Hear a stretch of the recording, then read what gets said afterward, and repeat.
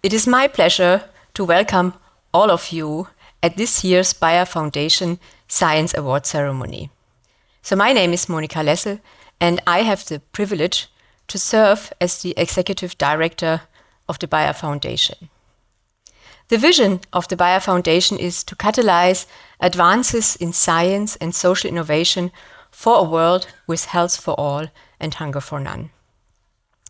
And as part of our mission, we have gathered today to celebrate remarkable scientific advancement and pay tribute to 5 outstanding scientists.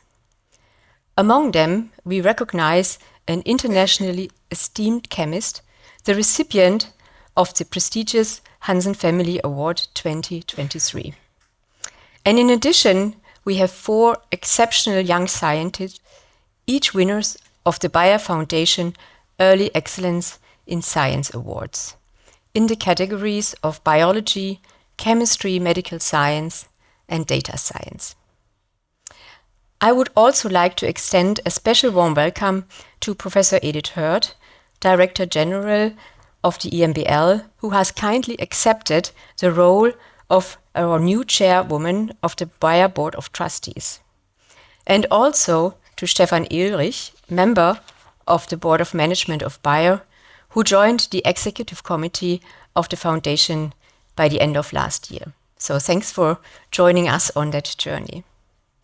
Furthermore, it's my pleasure to have Bill Anderson here, the CEO of Bayer, who will deliver a keynote address shortly, as well as the members of the Hansen family. And it's just because you and Kurt Hansen, who served as the CEO of our company from 1962 to 1974, and who has established this award, that we are able to have this ceremony today. So a big thank you for coming to all of you and for celebrating with us today's science.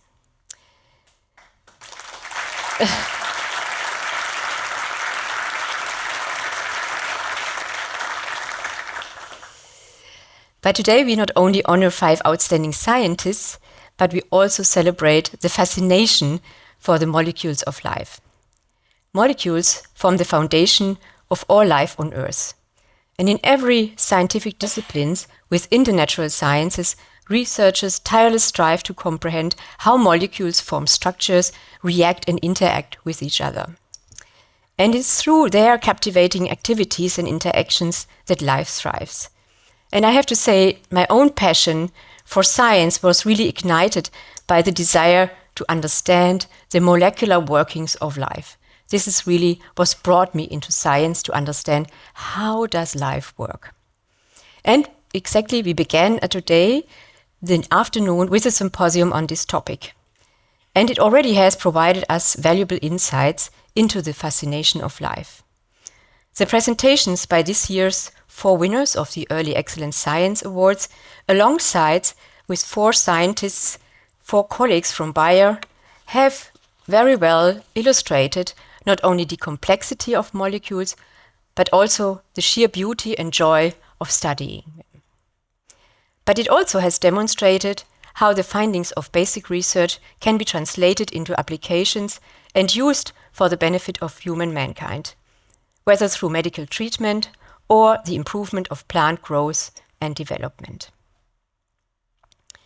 Established in 2009 as an annual international prize for young outstanding scientists, the Early Excellence in Science Awards aim to honor researchers in their earlier stage of their careers. Alongside this year's deserving winners, we have now recognized 43 young scientists since 2009. I think it's really an amazing number, nearly 50 outstanding young scientists. But each year, we also pay tribute to senior globally renowned scientists conducting research and teaching in German-speaking countries. And this recognition comes in the form of the Otto Bayer Award or the Hansen Family Award, which alternate from year to year. The list of the 35 Otto Bayer awardees since 1984 and the 14 Hansen Family awardees since 2000 reads really like a who is who in the field of chemistry, biology, and medical sciences. And notably, 4 recipients of these 2 awards have gone on to receive the Nobel Prize in subsequent years. So just, I think you may remember, it's Christiane Nüsslein-Vollhardt, Stefan Hell, Emmanuel Charpentier, and recently also Benjamin List. And you can imagine that we are quite proud on this. Today, we honor Professor Claudia Höbartner from the University of Würzburg as the Family Hansen Awardee. Chosen by the Foundation Science Council, a highly competitive group of renowned scientists, Professor Höbartner is being recognized for her groundbreaking work on the structure and function of nucleic acids, RNA and DNA. These molecules have, of course, for a long time been acknowledged for their remarkable ability to store and transmit genetic information. However, Professor Höbartner's research is focusing on the catalytic function of these nucleic acids, a function that for a long time was only attributed to proteins. And we will hear more about her research later on in the award session of this ceremony. I'm really looking forward to that.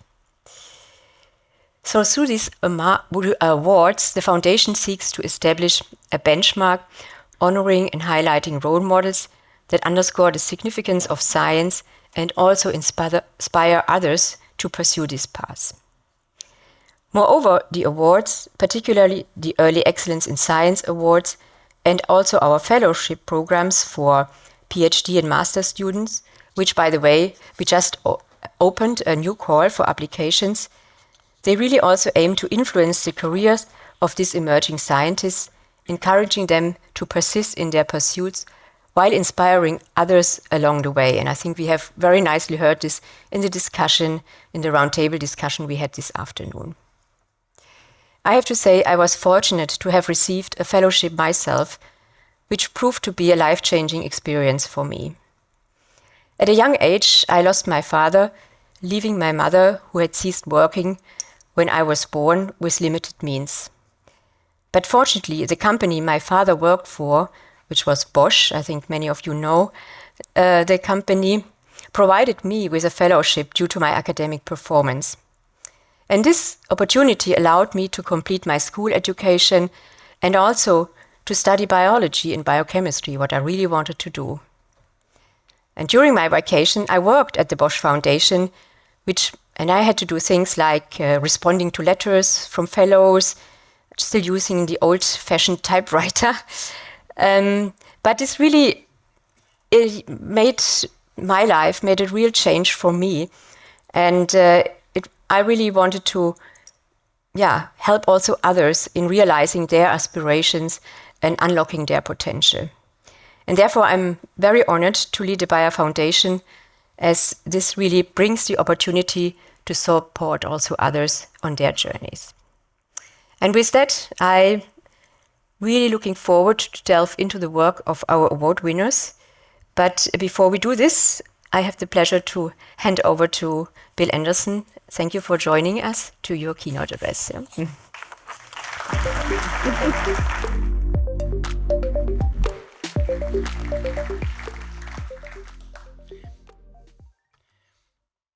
Well, thanks, Monica. Thanks to all of you.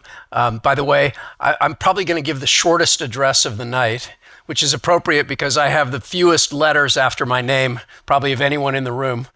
So I think for a scientific group, I will show my respect in that way. But thanks, Monica, for the invitation to come today, and thanks to everyone for joining us. Especially warm welcome to Professor Hurd. We're really pleased to have you. Professor Wolfgang Plischke, okay. Professor Ernst Ludwig Winokur, and of course the Hansen family. Later today we're going to be issuing an award in your name, so it's fantastic to have you here. And of course, welcome to our awardees. We're really excited for you all, and so grateful for the work that you all are doing as an inspiration to the world, and we're humbled to have the opportunity to recognize it. Let me just make a few comments about the importance of science for Bayer and for the world. I mean, that's what today is really all about. We're here to celebrate science and some of the great people who are advancing science and who will be continuing to advance science in the years ahead. And that's really important. Without science, there's no Bayer. Okay, that's for sure. And the life-saving and life-changing and life-nourishing products that we bring to hundreds of millions of people around the world every year, none of those are possible without science. There have been genetic breakthroughs that have led to massive productivity gains in agriculture. There's things like aspirin, which, you know, after well over 100 years, is still a go-to medicine. And we tend to take these things for granted in the West or in richer countries. We just think, well, these things just, they're just in the medicine cabinet. It's no problem, right? But we're still finding ways to bring medicines like aspirin to tens of millions of people in countries that don't have access to self-care products like that.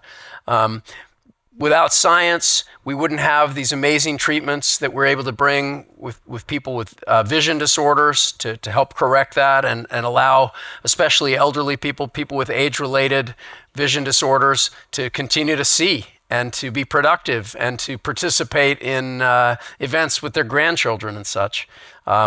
Advanced treatments for prostate cancer that offer lower side effects, convenient dosing, and allow, you know, people with a metastatic cancer diagnosis to have a whole new lease on life. That's all based on science and so many other things.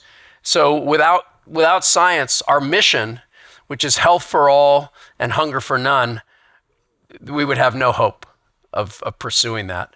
And that's a bold ambition. It's out there, but we actually have hope that we can make a dent in that. We can make a difference because of science and because of great scientists like our award recipients today. So really excited to have the opportunity to celebrate with you all. Today we're going to recognize people who have led exemplary research in medicine and the biological sciences. And this work includes efforts on RNA and DNA molecules. Isn't it amazing to think that we've all got millions of those in each one of our bodies, and then how long they are? Like, you know, try to explain that to like a 4-year-old sometime. You know, I remember trying to explain that to my kids when they were little, but yeah, it's great. That's the beauty of science. This is a scientific frontier, the really understanding more about the molecules. It's gotten a lot of attention recently, and we're going to recognize some people at the forefront of that work, looking at new functions for RNA. We're also going to recognize next generation scientists that are working on things like recycling plastics, improving clinical trials, the immune system of plants. For those of you who are focused on animal biology, you know, it's like, hey, plants, they have organs, they have immune systems. And so that's pretty cool stuff. And computational biology, a field that has really just exploded in its impact just in the last decade or so. So I know we have a lot of scientists in the room. I want to leave you all with a word of encouragement. The work you're doing is so important. And I get to be on the front lines and seeing where it makes an impact with farmers, with patients. But don't lose sight of the importance of what you do. You know, there has to be an optimism and a hope at the heart of the scientific process. Otherwise, some of that work that can take years and dare I say decades at times, it wouldn't be worth it. But the payoff when those breakthroughs come is amazing. And I want that optimism really to be at the heart of what we do at Bayer. We can certainly draw a lot of inspiration from the people that we're recognizing and from all of you. So thank you and keep up your important work. So now it's time to hand over the awards. In a minute, my colleague Stefan Ulrich is going to present the Early Excellence in Science Awards. But first, we've prepared a little video. So let's roll it.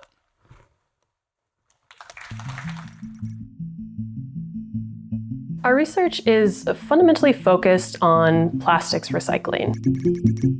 My work here at the Max Planck is focused on finding immune systems in plant genomes. I work at the University of Kinshasa at the Department of Tropical Medicine. I'm a computational biologist, and my lab is interested in making sense of large-scale biological data to make new discoveries and develop new tools. The problem we're trying to solve is a massive one because we are so dependent on plastic. We think about the fundamental chemistry of these materials and try and develop strategies to either degrade them into commodity chemicals, as well as developing depolymerization strategies. The essence of my research is to use what we already know on immune systems and how they behave in bacteria and animals to search for new immune systems and new components of immunity in plant genomes that we know a bit less of. I am really involved in clinical trials on vaccination, trials on the drug trial implementation. We're particularly interested in small molecules that are smaller than DNA or protein to better identify both known and unknown small molecules within the human body and in the natural world around us. I think over the next few years, we're going to see a lot of people trying to use their chemistry to recycle polymers. You know, with this fundamental science that we're developing, we're going to apply this to other challenges as well. We can start developing new small molecule methods that could be really valuable in drug discovery or drug development. To better understand how plants' immune system work and how plants defend themselves against the pathogens that attack them is essential both for our utilization of plants, but also to better understand how the living world actually functions. Many of the tools that we're interested in developing use advances in machine learning and artificial intelligence to help us link that data to the chemical structures of known and unknown small molecules. We are able to participate in the health of the population and make sure that children or even grown-up don't die from causes that can be evitable. And that is something I'm really proud of. And to get this Bayer Foundation All Excellence Award, to me, is the recognition any of my peers would have liked to have. So I'm very humble and very honored to get it. And that is really something I was so proud about. I'm really proud about that prize. I was very excited to receive the Early Excellence in Science Award. Being such a young lab, we're only 3.5 years into our research program, and already being recognized by this incredible foundation and award is just overwhelming and very humbling. Being awarded the Early Excellence in Science Award was very exciting to me because it indicates that the field of research that I chose for my scientific career seems to be promising and inspiring for other people as well. I was very honored to receive the Bayer Early Excellence in Science Award. The past winners of this award, especially in the data science category, these are other scientists whose work I followed closely for many years and I really looked up to. So it's quite an honor to be included in their company. We're also working to address some of the problems that everyone in the world faces. And I think it's important to recognize that academic research is not just, teaching graduate students and working in the lab, it's also developing solutions for a more sustainable future. Basic research tries to better understand the natural world. And when we better understand the natural world, we find solutions that we didn't know exist to problems that often we didn't fully understand before. With your work, with all the rigor you can put in your work, you are able to give results that can be used in a standard way all over the world so that something can come from the lab and being distributed to people. I think these sorts of awards and recognitions are very important. It's in many ways an affirmation that we're working on important biological problems and we're developing meaningful approaches to solve those problems.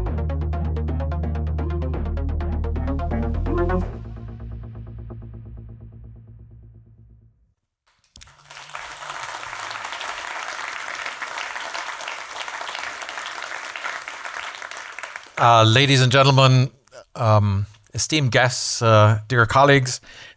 It's with an enormous sense of pride, but also an honor here to stand in front of you to hand out these awards, awarding 4 early career scientists here with some tremendous achievements that they've already done early in their careers, and hand them the 23 Early Excellence in Science Awards.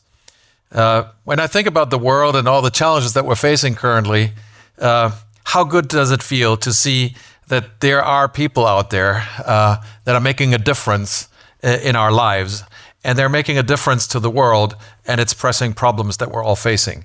And not only are they making a difference, some of them are truly breaking boundaries and inspire others to follow. And it gives me great pride to recognize 4 of them today. So join me in congratulating this year's winners, as I will call them, to the stage now. You've already seen them in the video, so let me start with our award for chemistry that goes this year to Dr. Aaron Stashi from Princeton University in the United States. So may I ask you, Aaron, to join us here and come to the stage.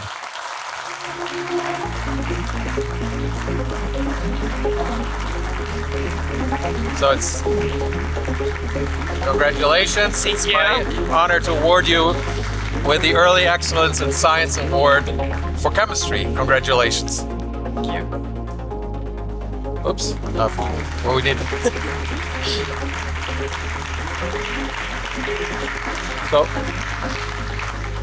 So please stay here on stage. This is in recognition of your multidisciplinary research combining the fields of synthetic organic chemistry with photochemistry and polymer chemistry. One major aspect of your research is to find new solutions for a more sustainable plastic economy, thereby paving the way for new applications in material sciences. So what better way to make a difference for this planet than this wonderful work? So congratulations again, Aaron. Thank you. Thank you.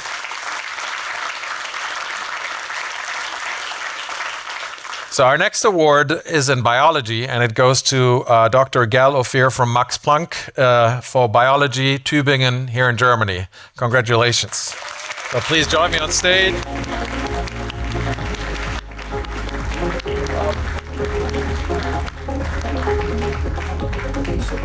Here you go. Thank you. It's yours. Let's take a minute. Oh, yeah. Yes? So congratulations. Thank you. So here, this award goes out for your groundbreaking discovery that mechanism and biochemical actions of bacterial immune systems share a high degree of similarity with plant immune systems, which is fundamental for our understanding of the coevolution of bacteria and plants. This has high relevance for novel approaches in environmentally friendly crop protection. And it also is a nice juncture between the pharmaceutical world and the crop science world. So people always ask us, where's the synergy? So that's a good example, I guess. So with that, we'll go to our third award, which is in medical science. And it gives me great pleasure to hand this in a second to Vivi Maketa from University of Kinshasa, Democratic Republic of Congo. So please come on stage, Vivi.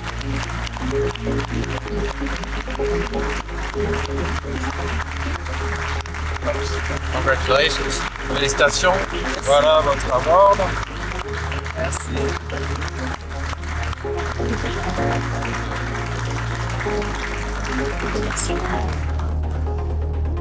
So, Vivi, this award goes to you for your exceptional contributions to the design and implementation of research projects on infectious and neglected diseases. With your work, you provide essential proof of the safety, immunogenicity, and efficacy of novel drugs and vaccines, urgently needed, especially in low-income countries in Africa and other continents worldwide. Again, you're really solving pressing problems that we have on the planet, and especially I believe in your country. So thank you for that, and congratulations for this excellent work. Thank you.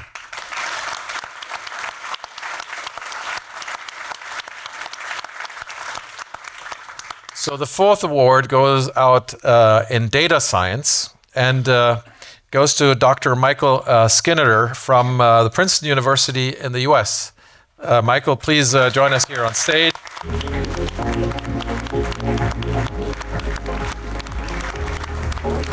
Congratulations.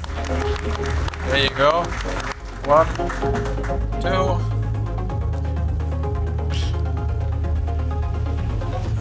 Excellent. So, this award goes to you for your research at the intersection of computational science and disease biology.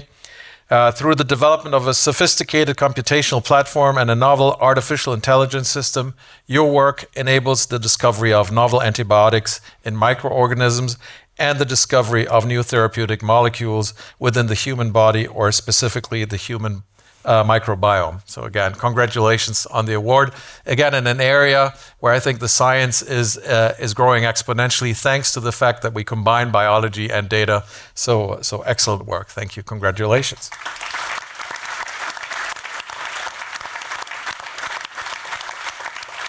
So as we already have the awardees on stage, time to make them work a little bit. While this is truly inspiring and well-deserved, I wanted to ask you all a few questions. So please, maybe you can start with a brief answer. And so, what everyone wants to know: what does this award mean to you personally? So maybe we start here in order. Michael, you want to go first? Yeah, sure. I think it's I think it's extremely valuable. I mean, it's an honor, but it's also a reflection that that the work that I'm doing and that my lab is doing is, addressing important problems, and that it's, considered important for science and for human health. And so that's, I think, a very valuable recognition, and it means a lot to me. Thank you. Vivi. Yes, thank you. So it's an honor for sure. And also for me, it's a message that I can send at home to tell people that if you work really hard, you get involved in the way you need to get involved properly. There is, because at home, most of the time we think that international recognition is not easy to get. But it's a message for me to tell the younger generation that it's possible to be recognized internationally, especially with in a society like Bayer, and something really great. Thank you. Thank you, Vivi. Gal? Again, as the others said, it's a great honor. And I think for me personally, I'm doing very basic research, very fundamental studies of non-applicable aspects of biology, and the fact that a company like Bayer that actually makes a difference in the real world sees the value of this kind of research is also inspiring for me to see that the kind of basic science that I do can have implications in the real world. Love that. Mutual inspiration is actually what keeps us going, I think, on both sides. So thank you for that.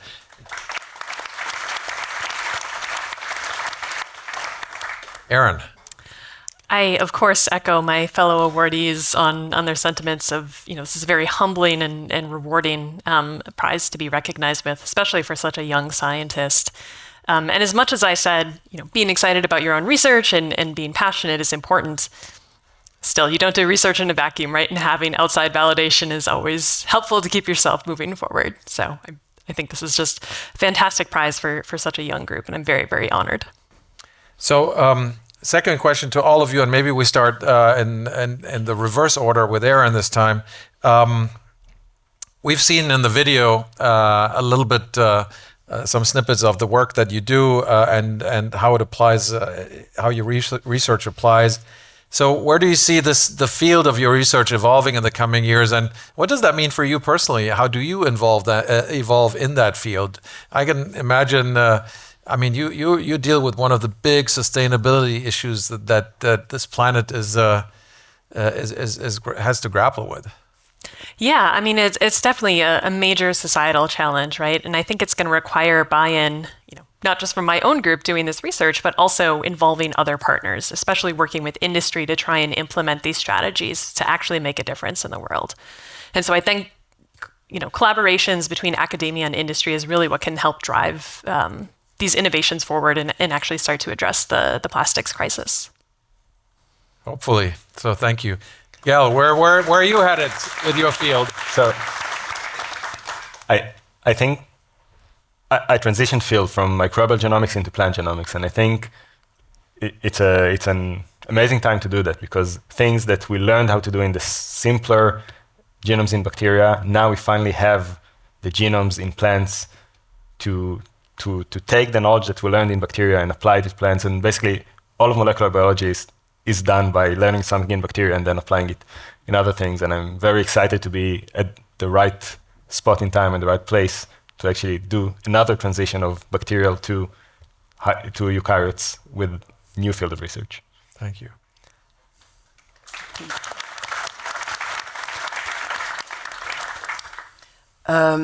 For me, especially in my field, what I like the most is that I can see that more and more researchers from the hometown are being involved not only on the implementation but also from the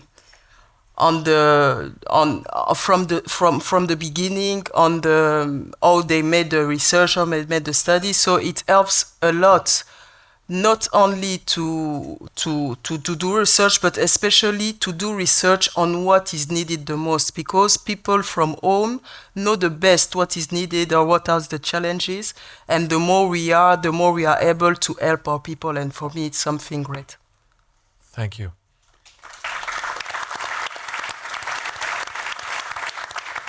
So Michael, where are you headed? Everyone expects so much of AI and biology. Yeah, I mean, so do I. I mean, my ultimate goal is that we'll be able to identify every small molecule in a complex sample. I can't promise that's 5 years away, but I think that would have huge and immediate, practical relevance. It would help us in drug discovery or in diagnosis, but I think that more broadly it would kind of represent a change in how we see the world of chemistry. Right now there's so much chemistry out there that we're really just blind to, and I think the ability to illuminate that world of unknown chemistry would have kind of larger ramifications that are much harder to predict. So that's something I'm very excited about. Once you have unblinded those spots in chemistry, don't forget to call me, please.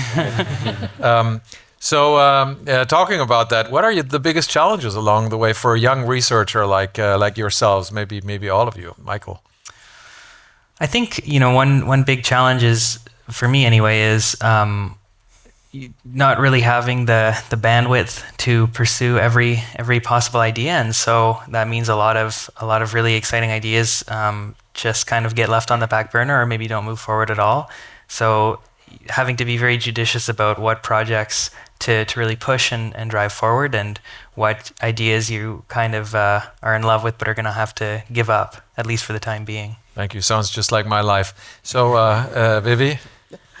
Especially for us, one of the challenges is to find the right partners to support the research. And with this kind of ceremony, with this kind of awards, it really helps things to go smoothly. That's great to hear. Yes. Thank you. Gal? Yeah. So I think at this stage of our career, we are dealing with finding the ideas and the way to inspire people, both students who want to work with us and funders who need to provide a means for us to do the research. And I think this is a very exciting point to be in, where you need to find an idea and the way to convince people or to show it to people so they are excited with you about it, so they will work with you. Thank you. Erin?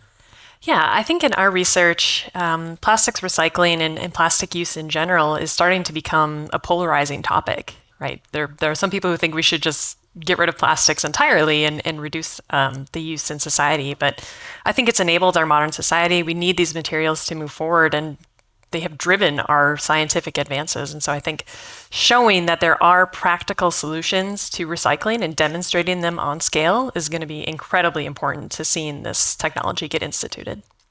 Well, thank you. I think we all agree with you on that one. So So there will be also, I understand, this can be seen online too, so there will be a lot of young researchers watching you. So any advice maybe to close this session that you want to give them? So Aaron, what's your advice when you see even earlier scientists and how do you enthuse them to get into science? Yeah, I think, making science accessible to the general public is really valuable, right? Showing that chemistry isn't a scary topic, right? It's something that we all depend on, and making it relatable, showing, students how chemistry impacts their daily lives and breaking down those barriers is really important to encouraging young scientists to move into the field of chemistry. I think my advice would be it's all about the people you work with and all about the people you learn from and you get to teach. And if you find the right people to work with, then you can do everything. And if you don't, then it's harder. That is true.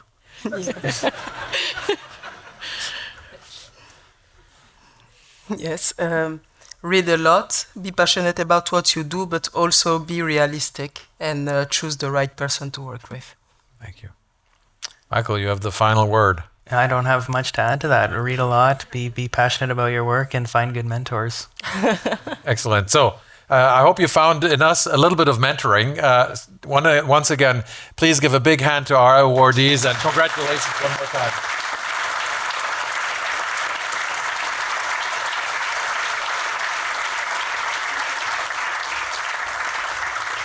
So it's now time to move to the next part of the agenda, the Hansen Family Award. We'll first see another short video, and then we'll have Edith Hurd come on stage. Please forgive me for butchering your name. And until then, I thank you very much for your attention. Thank you.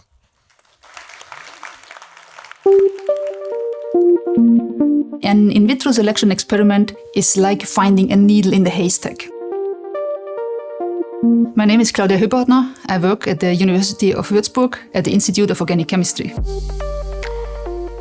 Our research is focused on nucleic acids. What makes nucleic acids special is the information content that they have. And we try to understand their functions and explore in the laboratory which new function we can generate.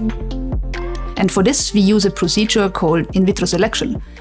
In vitro selection means that we start from a random library of sequences of RNA and DNA and identify those with a special property.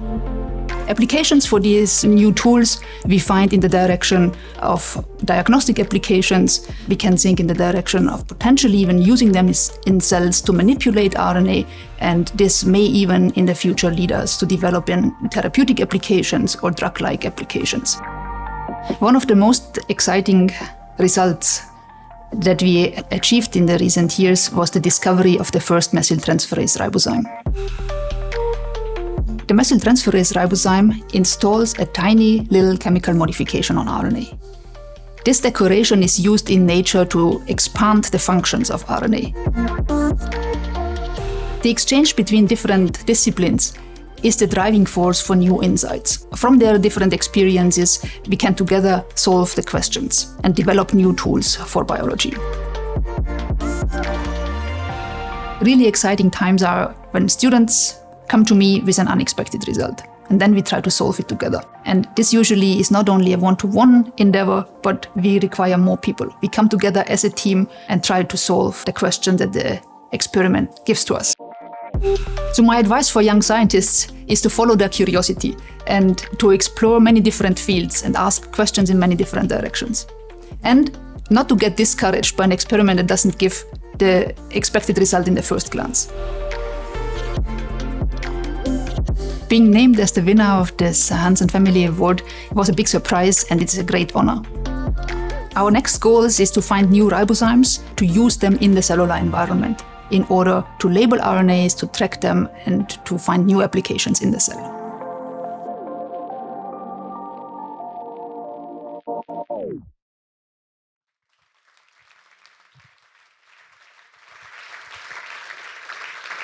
So it's a great honor for me and a great pleasure to give the laudation speech for Claudia.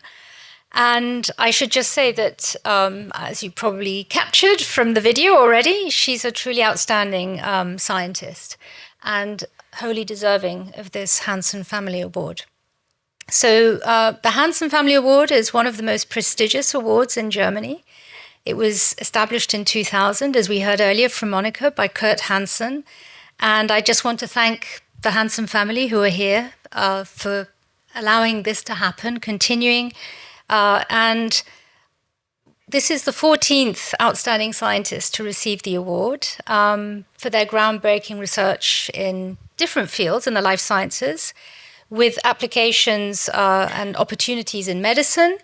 And these have included, the previous laureates have included Stefan Hell and Emmanuel Charpentier, who received the Nobel Prize later in their careers. And today, Claudia Hobertner is the fourth woman to receive this award. And I think it's important, indeed, a round of applause.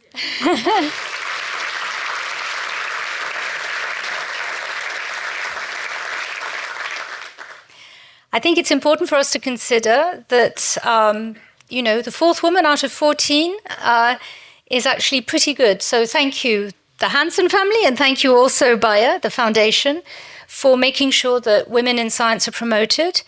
But I should say, as the chair of the panel, that in fact, we just choose the best. And this thing about women in science is just a myth. Well, actually, it's not really. But indeed, we do just choose the best. And I do think that one of the things that we have to be careful about is that all of us, men and women alike, should be wearing our gender glasses, as I put it.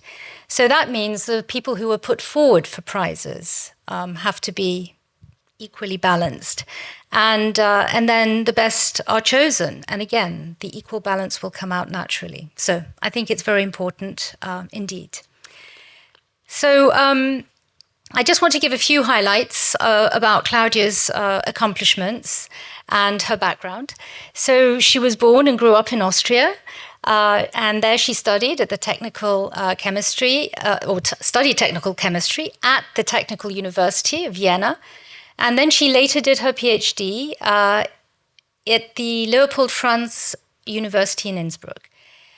As a postdoc, she worked for 2 years at Illinois University in the US, and then she came back to Innsbruck in 2007. And for several years, between 2008 and 2017, she actually found her academic home in Göttingen, here in Germany, first as a research group leader at the Max Planck Institute, and then this was followed by a professorship at the Institute for Organic and Biomolecular Chemistry of the George August University at Göttingen. In 2017, she was appointed professor for organic chemistry at the Julius Maximilians University in Würzburg, where she still works and she teaches, and now she is actually the vice dean at the Faculty of Chemistry and Pharmacy. Claudia is a member of many advisory boards and academic institutions and international chemistry institutions, and she's received several awards, including ERC on Illumizymes. She received the 2023 Falling Walls Foundation Breakthroughs in Life Science Award, and she also received the 2023 Leibniz Prize. So this is a good year, Claudia. We're very happy. And for the Leibniz Prize, this was in the fields of organic and biomolecular chemistry of functional nucleic acids. I just want to list a little bit her remarkable achievements, and there are many. Given her young age, they are truly remarkable. So as you saw in the video, she and her group identified the first RNA methyltransferase ribozyme and its mechanism. She also was behind the determination of the first crystal structure of a DNA catalyst. She was behind the development of several ribozymes that have site-specific fluorescent labeling of RNA, so you can track RNA molecules. She was also behind, or she and her team, the development of endonuclease deoxyribozymes for detecting epitranscriptomic RNA modifications. She has been behind the engineering of large Stokes-shift fluorogenic RNA aptamers with optimized ligands, and elucidating the biosynthetic pathway of 5-formylcytidine in RNA. So these scientific terms and technologies, I'm sure she will come back to, or at least some of them in her presentation in a few minutes. But I think from the above, you can actually realize that Claudia, who is a basic research scientist, curiosity-driven research scientist, and a university teacher, doesn't just stop there, but carries out her research always towards application and engineering, asking herself whether her discoveries can be applied in medicine or biotechnology. And I think this is a beautiful example of how important it is to nurture curiosity-driven basic research in order to see how that can then feed into the applications that we have been hearing about today. This is where knowledge comes from, and this is something that we have to protect fervently, I would say. So maybe just a word about the research. I'm very happy to be giving this laudation because I myself have worked on a long non-coding RNA for many, many years. And, you know, the central dogma, DNA makes RNA, makes protein, has been there and still stands. But we now know that RNA does an awful lot more than we all initially thought, and it comes in many forms, many versions. And this is where Claudia has really made remarkable contributions. It's a versatile molecule, and in fact, it's been very enigmatic, difficult to work with. DNA and proteins, I would say, are slightly easier. RNA is tricky.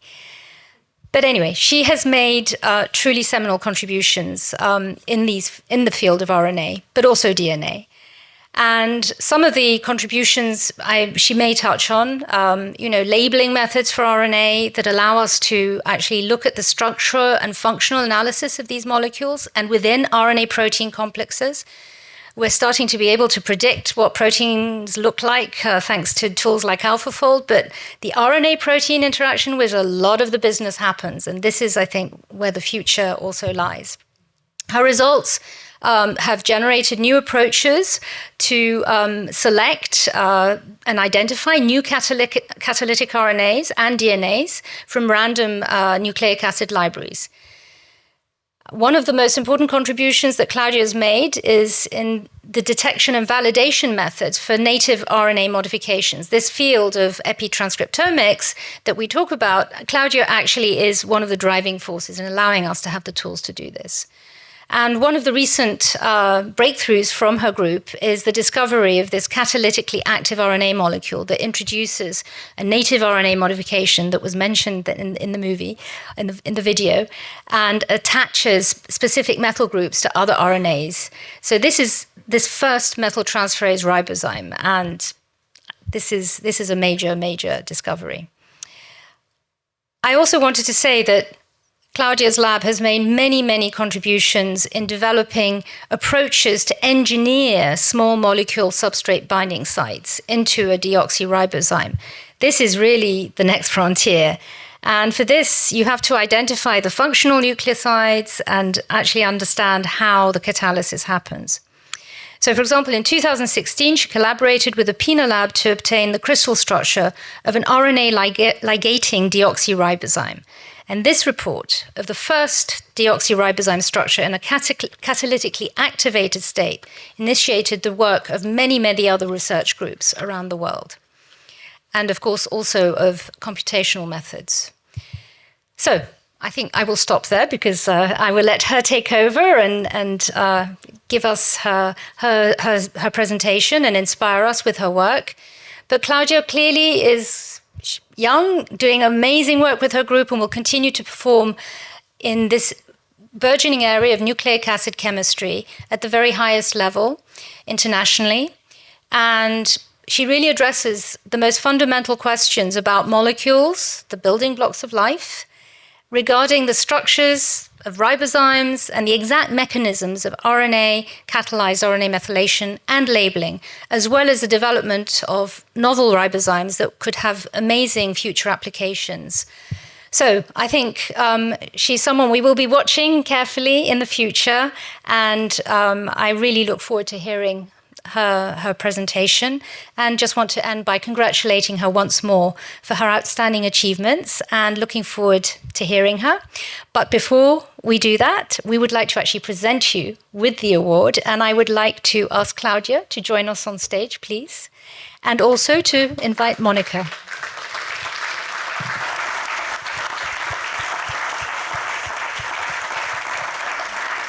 You will read? I will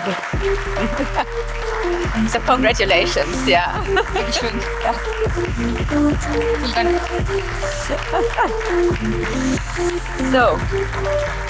So we are proud to give this Hansen Family Award 2023 to Professor Dr. Claudia Höh-Bartner for her groundbreaking research in the structural and mechanistic characterization and application of functional nucleic acids called deoxyribosymes for DNA and ribozymes for RNA, respectively. So congratulations again. It's a real pleasure. And so with this, hand over. Thank you.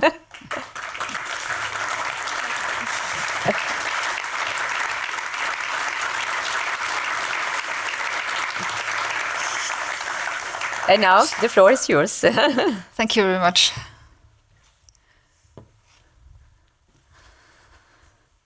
Yeah, thank you for these very kind words. And it's really a big pleasure and a big honor to be here today. And I have many thanks to say, first and foremost to the Hansen family for making this award possible, to the Bayer Foundation, especially to the selection committee for selecting me, for all the colleagues, mentors. We have heard about mentors a lot today.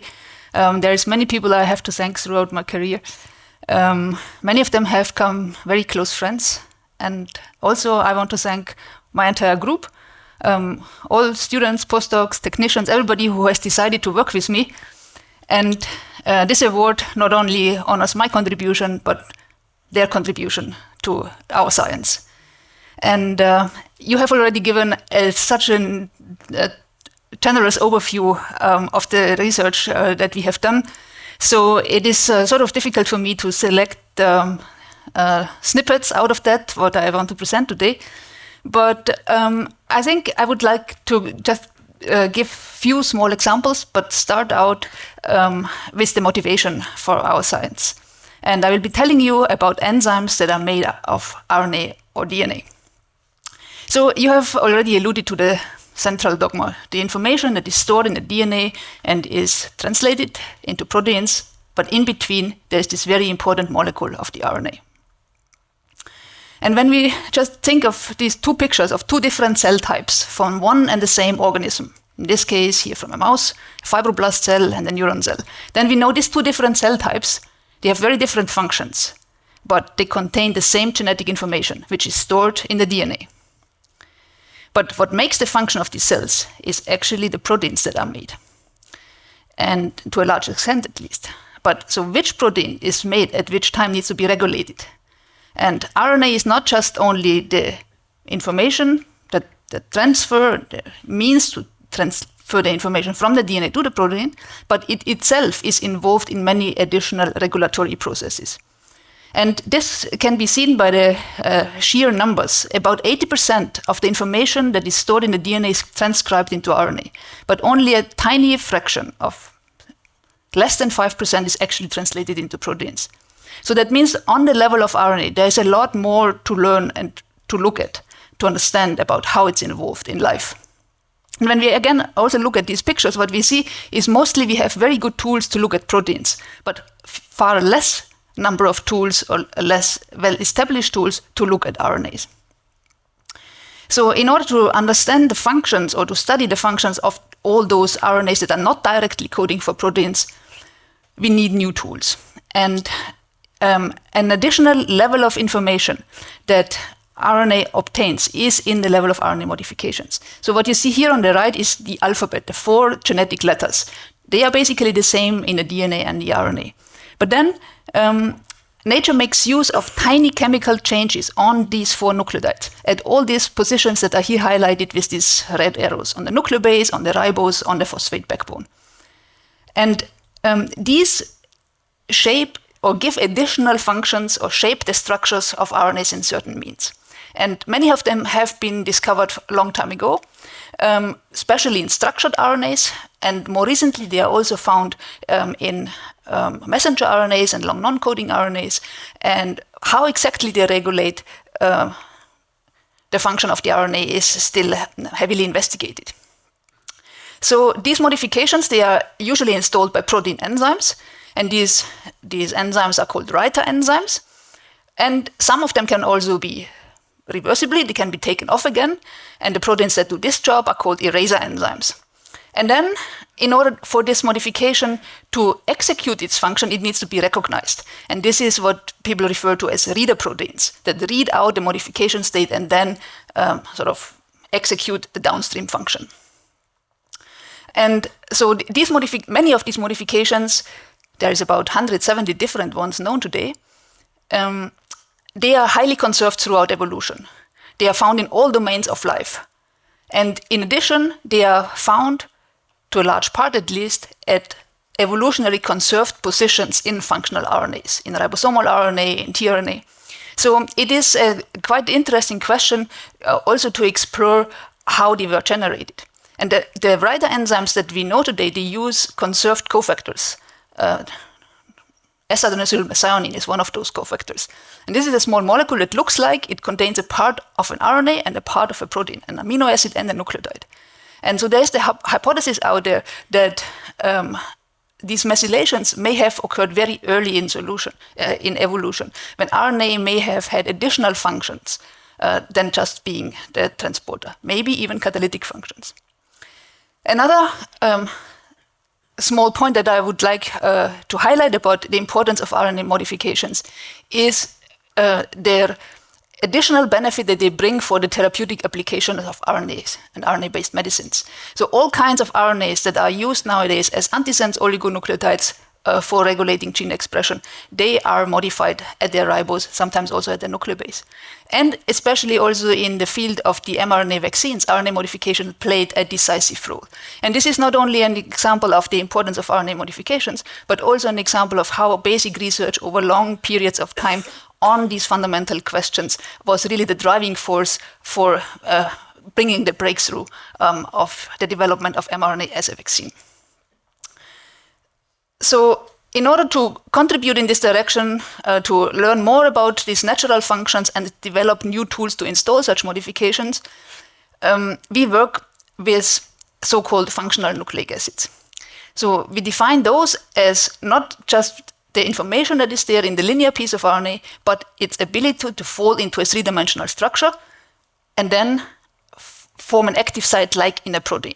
And this would be then referred to ribozymes or deoxyribozymes. So you can say, like a protein enzymes, they catalyze a chemical reaction. And just as a little background on nucleic acids as catalysts, ribozymes were discovered at the beginning of the 1980s in natural RNAs as self-splicing RNAs, and this discovery was awarded with the Nobel Prize in 1989 to Tom Cech and Sidney Altman. And since then, a number of additional ribozymes were discovered in nature that catalyze all the same type of reaction. And that is the transformation of phosphodiester bonds. They are involved in RNA cleavage and RNA splicing reactions. They are mechanistically pretty well characterized. Also structures are known. But in nature, we don't find many other ribozymes that do other kinds of reactions. But as I alluded to earlier, we think that RNA has the ability to catalyze other types of reactions. And in the laboratory, we can find such new ribozymes by the procedure that we call in vitro selection. And I will show you in a minute what this is and what we do that. In contrast to the ribozymes that are made out of RNA, the analogous enzymes made out of DNA, they have so far not been found in nature. And in nature, DNA is mostly in its double-stranded form. But in order to form an active site, you can imagine that it needs to fold up into something that's three-dimensional. And in the laboratory, again, we can look for such DNA sequences that can fold into three-dimensional structures and catalyze a reaction. And again, the best reactions that are catalyzed are, again, phosphotransfer reactions to cleave an RNA, make two pieces out of one, or join two pieces together. That's what we call ligation. And indeed, one of the Now, first I show you how we find now such ribozymes. That is the procedure called in vitro selection, or sometimes we refer to it as in vitro evolution, or it's also a derivative of the procedure called SELEX, systematic evolution of ligands by exponential enrichment. The key idea here is that we start from a random library of nucleic acids. That means we have a chain of nucleotides where on each position we have equal probability of having one of these 4 letters, A, C, G, or U. That means when we choose 40 positions, then we have in principle 4 to the power of 40 possible sequences, possible molecules. This is, of course, a huge number, 10 to the power of 24, so many molecules we can never examine in a single experiment. You can do the math and try to calculate how many kilograms of DNA we would actually need if we wanted to have just one copy of every possible molecules. And you will see that, well, this is something that will never be doable. So we start with a defined small amount, and this amounts to roughly 10 to the 14 different molecules. But 10 to the 14 is still a hugely large number. When you think of parallel screening assays, even though we can parallelize a lot with modern instrumentation, screening each individual of these 10 to the 14 sequences would just take forever. So the advantage of now doing selection means that we have all those 10 to the 14s in one tube. And from this, fish out the ones that have the desired function. And this function we define. We say we want to look for a methyltransferase, for a ligase. And then we need to find clever ways how we can separate now the active ones from the inactive ones. And this is what is meant here by the selection step, that the ones that we are interested in here would be the green and red ones, and all the other ones we want to remove. And maybe we are only interested in the green ones, and the red ones just survive by chance. So in order to get rid of those, we need to amplify and go through this round a couple of times. And at the end, we end up with a defined sequence starting from this library that we then characterize in more detail. So one of the first DNA enzymes that we studied a lot in the lab is this DNA enzyme that joins 2 RNA fragments together. And it catalyzes this reaction that is seen here. It activates the 3' hydroxy group as a nucleophile to attack the 5' triphosphate and make a normal backbone in the DNA. This is a regioselective reaction, and functionally, you can say it mimics the reaction that DNA or RNA polymerase is catalyzed when they copy the information from one strand into the next. And this is indeed that DNA enzyme for which we were able to solve the structure. And when you now look at this structure that you can see here on the right, you recognize it's anything else but a simple double strand as we would see in a normal DNA. Here we see really a 3-dimensional structure forming an active site, and the reaction happens exactly there where this red dot is, where the 2 pieces are joined to each other. And what we also learn from the crystal structure is how the regioselectivity is achieved, how the substrate scope can be expanded, and we could really see that whatever we predicted as the secondary structure was not confirmed. So these lines here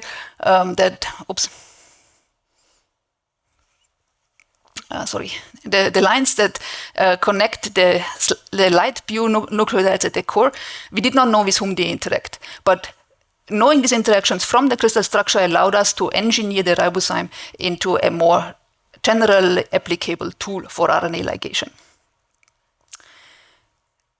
More recently, we asked the question if we can't find RNA or DNA enzymes that mimic the function of reader or writer enzymes that install or recognize those modifications in the RNA. And this is important not only for the fact that these modified nucleotides are conserved throughout evolution, but they also have very important roles in physiology and disease. And so we think that when we develop tools with which we can not only read out the modification state but also manipulate it, then we have a means to interfere with the biological processes. And this could then lead us into regulating gene expression processes by a new way that we cannot do at this moment, taking advantage of RNA modifications themselves. So when we now, for today, I only decided to talk about those that install modifications. So when we want to look for a writer enzyme, then the setup would be something like this. We have an RNA at a certain position here is N, we would like to install a modification. And how we do that would be also inspired by how nature does this. Nature uses something called a guide RNA.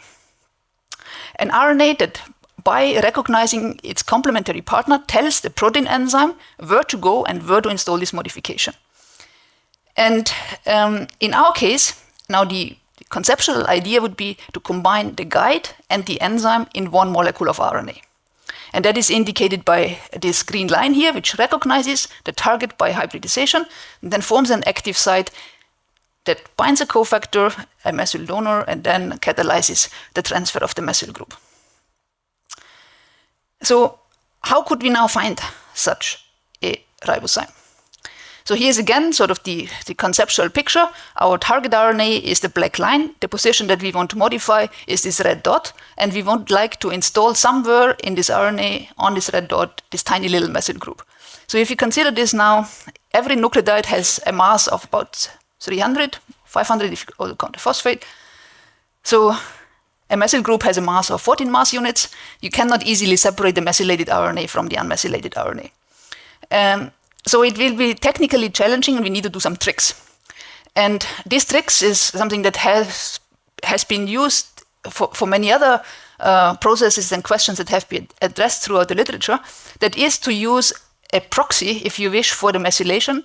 Use an alkyl group that is a bit larger than a methyl group, but similar chemical reactivity. And at its end, there is something called an affinity handle on which we can pull.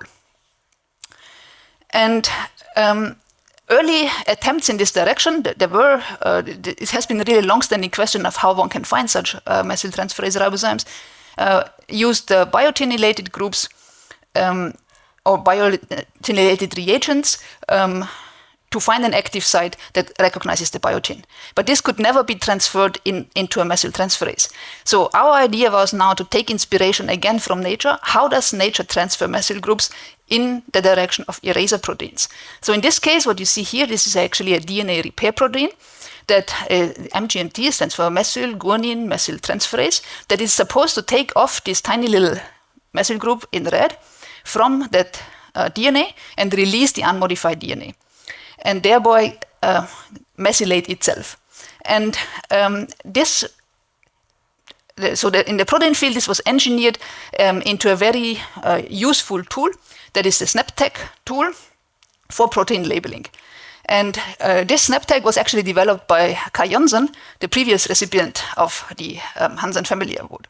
So we were very inspired by his work that can now transfer this benzyl group from a guanine cofactor onto a protein. So we thought if we can find a ribozyme that can do a similar reaction, we can possibly engineer it back into a methyltransferase. And that is exactly what we did. So we used such a biotinylated benzyl guanine cofactor, incubated our RNA library, and every molecule in that library, out of this 10 to the 14, which can catalyze this reaction, would get the biotin. And then we can capture this on streptavidin beads, wash away all the unreacted RNAs, and then we need to amplify whatever we have recovered. And for this, we first need to reverse transcribe the RNA into DNA, do a PCR amplification, then again transcribe into RNA and go through a couple of these enrichment rounds. And then we end up with a couple of sequences that we can examine in more detail. And we found here one candidate that I'll show you here. And we did. It took quite some time to figure out exactly what the methylated product is that is produced by this RNA. But to cut this story short, what we found is that we make this one methyl adenosine. This is a highly evolutionary conserved important tRNA modification. Also in ribosomal RNA it's found, that is found in all domains of life and has an important function for correct folding of tRNA. So we were interested to see if we can now use our methyltransferase to install this M1A in tRNA sequences. And this we could achieve by just exchanging the binding arms that recognize the target sequence and then direct the methyltransferase to any desired position in that tRNA. So with this tool, we have now the first protein-free strategy in hand that can install RNA methylation without relying on the natural writer enzymes. We were interested to understand how this RNA does this, so we were quite lucky to be able to solve the crystal structure of it. And we found that the RNA crystallizes in the presence of the cofactor, and that the methyl group transfer happens during crystallization or in the crystal. And so we were able to solve the structure of the post-catalytic state containing the methylated RNA. And when we zoom in here on the active site, then we see that the demethylated cofactor, shown here in green, is still bound by hydrogen bonding. And when I saw this, I was really amazed, because I knew that binding pattern of a guanine cofactor from natural guanine binding riboswitches. These are natural RNA elements that bacteria use for regulating gene expression. So now we have found, through in vitro selection, in vitro evolution, in the lab, through a couple of selection rounds, a motif that not only binds this cofactor, but in addition catalyzes the reaction. And also this active site immediately allowed us to understand how this reaction is actually mechanistically happening, and it involves a general acid catalysis using this protonated cytidine C12, here seen on the right. So now, having these tools in hand, we can use them, we can repurpose the SNAP tag substrates that have been developed for protein labeling for labeling RNA. And this expands our toolbox for really installing fluorescent labels on RNA that will then allow us also to track RNA. And you can see here on this slide that the specificity for labeling one specific RNA in the total of a cellular RNA comes really from engineering the binding arms to the specific target site. So where do we want to go next? We want to be able to use these ribozymes now for targeting RNAs in cells, not only for tracking and visualization, but also for identification of RNA interaction networks, RNA-protein interaction networks also. So on the top, you see we have now tools that can address N1 position of adenosines. But I mentioned that there is 70 different positions where an RNA can get methylated. So we want to be able to expand on this and target other positions as well. And on this side, we are also inspired again by the protein engineering field. I mentioned this S-adenosyl methionine, SAM, or also called ADOMET, as the protein enzyme cofactor for methyltransferases. In the protein engineering field, derivatives of these are used to transfer bioorthogonal functional groups instead of the methyl group that can then be further derivatized by the famous click reaction. So we also pursue this in parallel using our newly developed propagulated seleno-adenosyl methionine amide. We changed the carboxyl group here to this amide group shown in blue for enhanced stability. And we found a new ribozyme that now targets again an adenosine, but instead of alkylating the N1 position, now it alkylates the N3 position.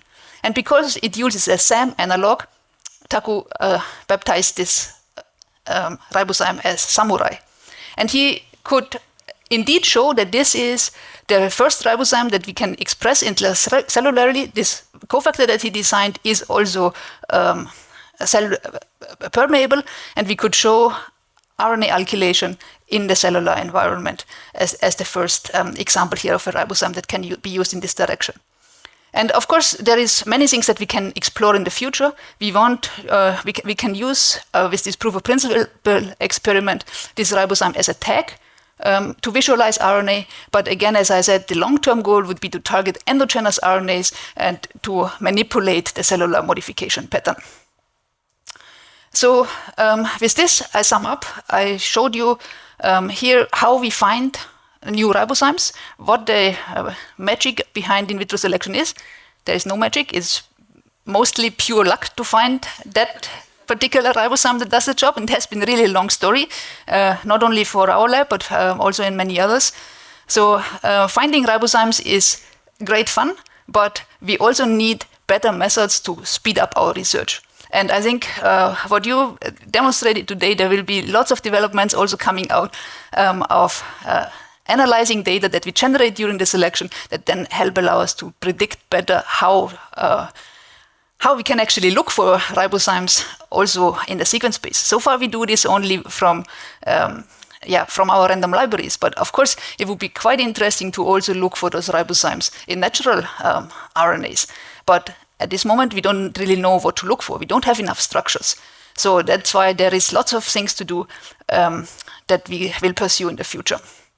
So this was only a small glimpse of many of the projects that are ongoing in the lab. The chemistry that is behind all these projects usually isn't so visible, but in many of the other projects we have really lots of synthetic chemistry ongoing, and a few of those projects were highlighted before.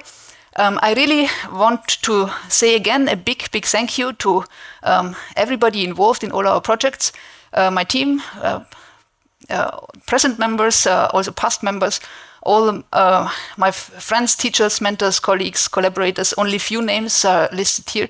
They all know that I'm extremely grateful for all the support that I have received throughout the years. Also, again, a big thank you to the Bayer Foundation and to all other agencies that fund our research. Thank you very much.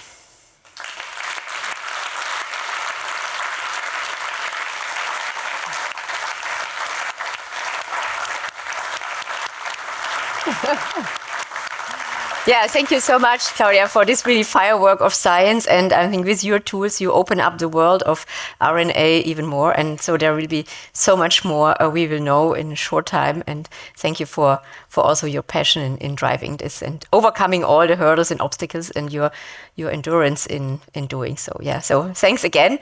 A big round of applause. Yeah. Thank you.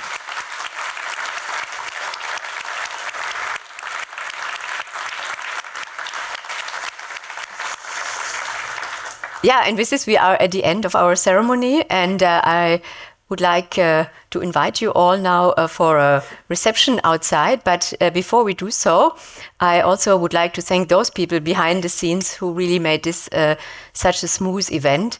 And first of all, I would like to thank Simone Jonek. She's the master of the scene for really doing all of it so smoothly. So big thank you to you, Simone. Yeah.